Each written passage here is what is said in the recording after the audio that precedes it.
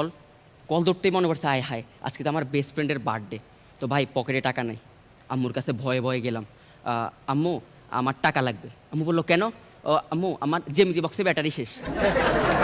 আম্মু আমার দিকে এভাবে তাকাই আছে, আমি ভাবছি যা ধরা খাই গেছি।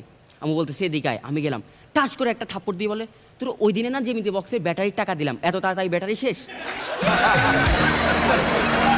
ভাই এরপর যা নিজের কাছে আছে এখানে ওখানে খুঁজে যা টাকা পাইছি ওইগুলো নিয়ে বেরিয়ে পড়ছি। তো যাওয়ার সময় কটা ঘুমের ওষুধ কিনে নিস। এরপর গেলাম রেস্টুরেন্টে, কেউ আসে নাই, আমার একটা ফ্রেন্ড আসছিল। তো ভাবলাম ওর কাছে দুঃখের কাহিনীটা বলি। বললাম দোস্ত আমার গার্লফ্রেন্ড তো কিছুই বুঝতেছে না, ও বলতেছে সব এখানেই শেষ, আর কিছুই হবে না, দোস্ত কিছু আইডিয়া দে থাকলে যাতে ও আমার কথাটা রাখে। তখন দোস্ত বললো একটা বুদ্ধি আছে। বললাম কি কি বল? তুই এক কাজ কর, তুই ওরে মা বলে ডাক। মা বলে ডাকবো আমি? হ্যাঁ, কারণ পৃথিবীতে একমাত্র মাই আছে যে কখনো সন্তানের কথা ফেলে দেয় না।